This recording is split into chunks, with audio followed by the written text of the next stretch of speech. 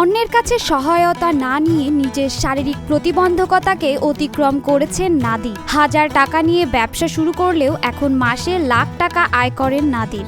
ব্যবসাকে হালাল জ্ঞানে ছোট একটু জায়গাতেই ঝুঁকি নিয়ে ব্যবসা করেছেন এই অদম্য যুবক। আমি একজন শারীরিক প্রতিবন্ধী।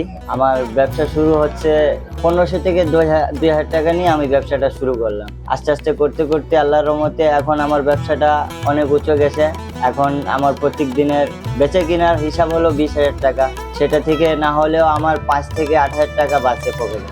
নামি দামি খাবারেও যেখানে ভেজালের আতঙ্ক থাকে সেখানে মাত্র 10 টাকায় পাওয়া যাচ্ছে স্বাস্থ্যকর দই বড়া। কিছুদিন আগেও এই দই বড়া ছিল স্বল্প আয়ের মানুষের ক্রয় ক্ষমতার একেবারেই বাইরে।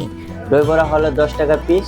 মোহাম্মদপুর জেনেভা ক্যাম্পে পাওয়া যাচ্ছে মোহাম্মদ নাদিরের বিখ্যাত দই বড়া, ফুচকা, চটপটি। ক্রেতাদের সন্তুষ্টির জন্য ভেজাল মুক্ত ও সুস্বাদু খাবার পরিবেশন করছেন নাদির।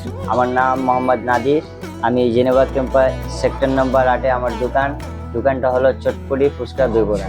আল্লাহর রহমতে আপনাদের দোয়ায় খুব ভালো একটা ব্যবসা করি। কম দামে খাওয়াই, সুস্বাদু জিনিস খাওয়াই। বান্ডেল থাকলে প্রতি সেনমানিতে টাকা বাঁচবে।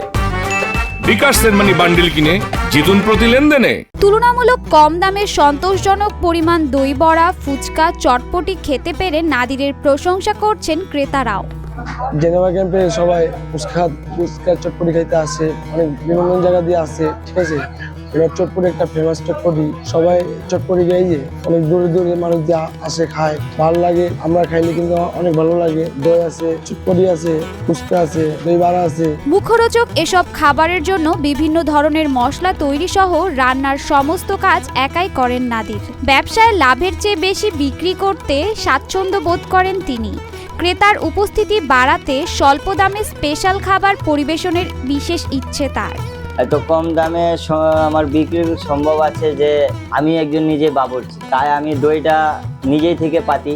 ওই নিজে থেকে পাতা দইটা মনে করেন আমার একটু লাভটা বেশি পরিমাণে হয়।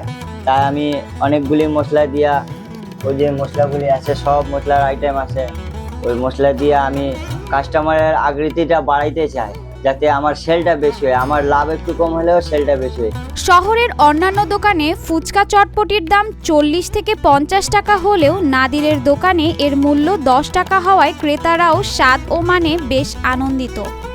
যেমনি এখানে আমরা বাইরে যেমনি চটপটি বিক্রি হয় 40 টাকা 50 টাকা প্লেট। অনেক গরিব মানুষরা আছে, তারা খেতে পারে না। আমাদের ক্যাম্পের বিক্রি বড় ভাইয়ের দোকান আছে, এখানে 10 টাকাও দেয়, 5 টাকাও দেয়। দেখা গেছে বাইরের তো লোক এসে এখানে খাবার দাবার খেয়ে যায়। এখানে খাবারের মান খুব ভালো, খাবারও অনেক ভালো। সুস্বাদু দই বড়া বানাতে প্রয়োজনীয় উপকরণ মেশাতে কার্পণ্য করেন না নাদির।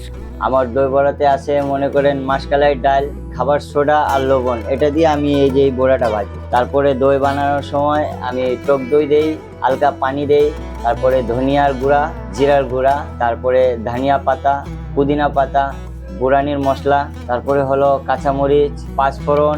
কোনো ধরনের বিজ্ঞাপন ছাড়া রাজধানীর বিভিন্ন এলাকা থেকে ছুটে আসেন তার দই বড়া খেতে। কোনো ধরনের ভেজাল না থাকায় এবং খেতে সুস্বাদু হওয়ায় তার সুনাম ছড়াতে শুরু করেছে মোহাম্মদপুরের বাইরেও।